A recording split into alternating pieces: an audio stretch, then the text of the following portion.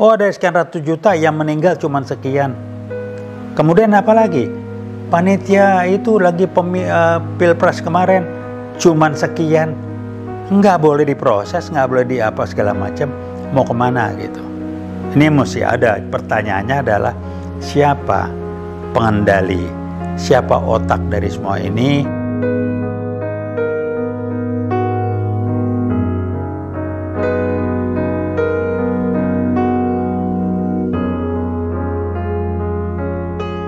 Ini kan merusak institusi pengadilan yang memang belakangan ini atau sudah mulai bergerak ke arah orang kehilangan trust dan respect ke pengadilan. Putusan-putusannya mulai jenaka gitu. Jadi kalau simpel, sederhananya, kalau sudah publik, masyarakat sudah tidak percaya dan tidak hormat lagi kepada lembaga pengadilan, yang ujungnya ada tidak percaya lagi kepada keputusannya, udah selesai. Kenapa? Arah ke sana makin jelas, dan proses hilangnya respect dan kepercayaan terhadap instansi atau seseorang atau lembaga apapun itu proses yang melalui waktu ke waktu lewat kejadian-kejadian. Sekali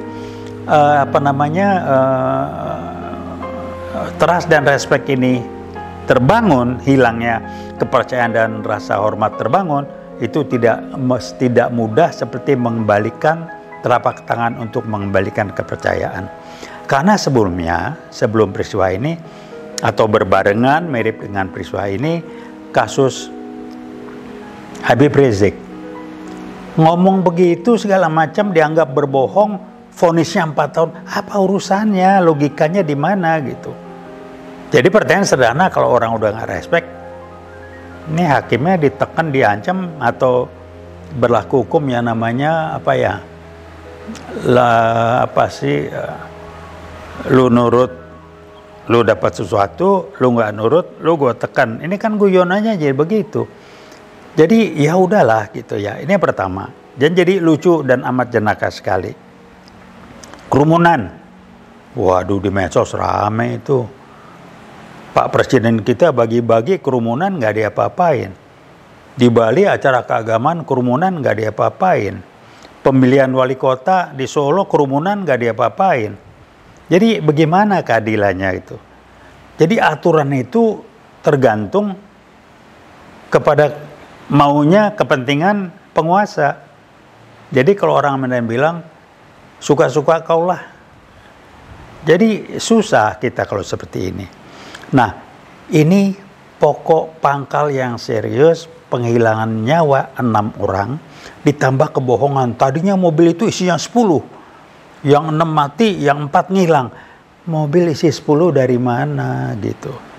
Itu rekaman diputar lagi, itu kan mereka bagaimana ngeluh, minta ampun, digebukin dari foto-foto yang beredar mengenai jenazah-jenazah mereka, disiksa, itu dari mana ngelawan. Kemudian dari sana dibawa kemana? Komnas HAM pun tidak ngomong soal dibawa kemana. Dibawa kemana masih hidup, pulang-pulang udah meninggal. Dengan bekas luka segala macam, lakukan otopsi tanpa berbicara ke keluarga.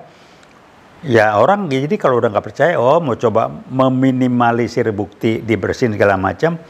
Tapi kok luka tembaknya itu jarak dekat, arahnya sama, nembak gimana gitu. Kok cuma 2 orang yang kena, atau 3, 1 meninggal. Emang dia berani melakukan itu? Mobil yang lain bagaimana? Siapa tuh mobil? Ini kok nggak dibahas gitu. Tapi udahlah terlalu banyak ya. Cuman saya mengatakan janganlah melecehkan kemampuan logika, akal sehat kita. Lebih pinter lah, lebih cerdik lah, lebih canggih lah kalau mau berbohong. Jangan pakai prinsip @maksa.com. Ini kan jadi gitu, saya bahani maksa.com nih. Saya pensiunan dosen capek juga kan kalau ngajarin mahasiswa pakai maksa.com. Karena hukumnya sudah jelas. Yang logis saja belum tentu betul. Kalau yang betul sudah pasti ada logika. Ini sudah tidak logis, sudah pasti nggak betul. Ini aja udah sederhana gitu.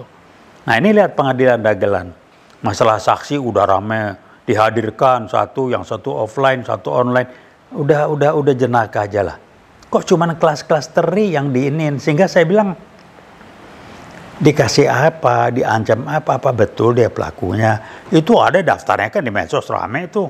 Daftar-daftar siapa bertanggung jawab yang pangkatnya apa AKBP, jadi AKBP sampai dengan yang lebih tinggi dari Bareskrim Polda macam-macam, itu kemana? Dan nggak mungkin lah ya. Saya dulu sempat aktif di resimen mahasiswa, diajarin organisasi militer, kita belajar. Nggak mungkin kejadian di bawah itu berani melakukan sesuatu tanpa perintah. Jadi nggak akan mental seperti itu di militer ataupun di itu nggak ada itu. Melakukan hal yang serius sampai membunuh segala macam tanpa ada perintah, nggak mungkin. Itu ada arahan. Nah, mobil yang mampir di sana siapa itu? Ini ya namanya ya usaha menutup-nutupi ya boleh-boleh aja. Nah, mari kita melompat sedikit. Udah kasus Habib Rizik 4 tahun, nggak jelas. Pembunuhan keji 6 ini dimain-mainin. Sementara mari kita bandingkan. Joko Chandra yang koruptor besar segala macam dapat diskon sekian. Waduh, udah saya nggak sebutin lah jumlah korupsinya berapa. 4 tahun tuh. Yang menarik lagi, korupsi bansos, pandemi lagi susah, triliunan, pertimbangan hakimnya jenaka. Kalau tidak mau dikatakan memalukan dan memprihatinkan, kasihan karena sudah dihujat keluarga gini, pakai itu dipertimbangkan, yang lain enggak. Bicara keadilan atau bicara kasihan segala macam, sehingga hukumannya cuman udah susah ngomong.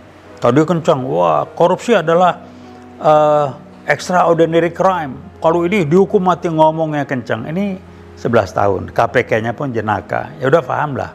KPK udah dikerdilkan dan lain sebagainya. Jadi masih banyak lagi cerita yang lain. Nah, ini mau kemana sebetulnya kita ini? Jadi ya kalau mau lihat sinetron ya inilah sinetron pengadilan dagelan gitu kalau kita guyonan. Karena nggak bisa dikendalikan ini, nggak bisa ditutupi. Medsos itu lewat yang begitu tersebar itu dengan data segala macam. Tapi satu hal saya mengatakan, kita lihat nantilah mau diapakan, tapi keluarganya saya angkat topi. Ada kabar ya, dia biasa di medsos, maybe yes, maybe no, ditawari sejumlah uang untuk bla bla bla segala macam, ditolak. Ini ada apa? Belum lagi apa peristiwa demo-demo di Bawaslu, malam-malam digerebek di sana, berapa orang meninggal oleh so-called yang namanya Brimob, nggak jelas Brimob benar atau nggak tahu. Saya dan teman-teman hadir di sana sampai maghrib, Brimobnya baik-baik, sopan ke kita enak, tapi begitu kita pulang dapat informasi diganti Brimobnya, masuk tim yang baru, nggak tahu siapa. Wah, ini nguber yang nggak hujan-nggak angin, ditembak orang, berapa yang meninggal. Hanya karena rakyat kecil, tidak punya kuasa, tidak punya pengaruh, maka cuma dianggap sebagai angka. Oh, dari sekian ratus juta yang meninggal cuma sekian. Kemudian apa lagi? Panitia itu lagi pilpres kemarin, cuma sekian. Nggak boleh diproses, nggak boleh diapa segala macam. Mau kemana gitu? Ini mesti ada. Pertanyaannya adalah siapa pengendali, siapa otak dari semua ini?